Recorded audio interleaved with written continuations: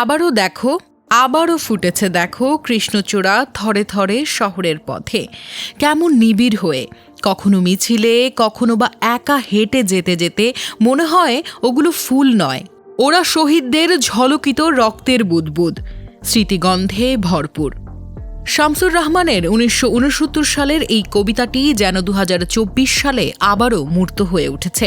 চারিদিকে লাল আর লাল। এই লাল 69 কিংবা 52 নয়, এই লাল 2024-এ অধিকার চাইতে আসা আবু সাইদ মুগ্ধদের। এই লাল জানালা দিয়ে আকাশ দেখতে আসা ছোট্ট আহাদের। এই লাল বাবার কোলে শুয়ে থাকা 6 বছরের ছোট্ট শিশু রিয়া গোপের।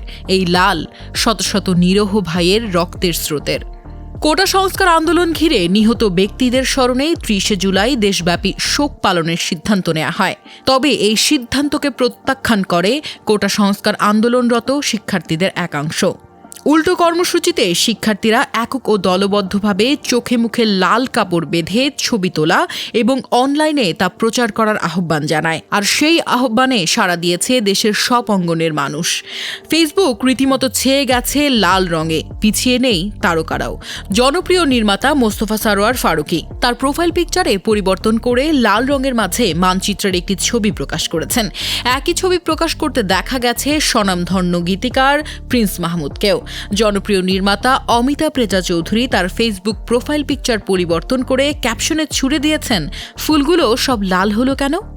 অভিনেত্রী অপি করিম তার ফেসবুক প্রোফাইলে লাল রঙের ছবি প্রকাশ করে লিখেছেন, শুধু কোটা নয়, পুরো দেশটাই সংস্কারের প্রয়োজন। ছোট পর্দার বর্তমান সময়ের অভিনেত্রী সাদিয়া আয়মান তার প্রোফাইল পিকচারে পরিবর্তন করে লাল রং বেছে নিয়েছেন। মহানগর খ্যাত নির্মাতা আশফাক নিপুণ প্রোফাইলে লাল রঙের ছবির সঙ্গে ক্যাপশনে লিখেছেন, ন্যায় বিচার বিলম্বিত, ন্যায় বিচার অস্বীকার করা। 10 মিনিট স্কুলের প্রতিষ্ঠাতা আইমান সাদিক এবং মুনজারিন শহীদকেও দেখা গেছে ফেসবুকের প্রোফাইলে লাল রং পরিবর্তন করতে। এছাড়াও নির্মাতা কামার আহমেদ সাইমন, প্রযোজক সারা আফরিন, নির্মাতা আকরাম খান, খিজির হায়াত, রেদওয়ান রনি, মোহাম্মদ মোস্তফা কামাল রাজ, জাকিয়া বাড়ি মমো, মোস্তফা মনোয়ার, চিত্রনায়ক নীরব, বাশা কবির, সোহেল রানা, শাহনাজ সুমি তাদেরকেও দেখা গেছে এই প্রতিবাদে শামিল হতে।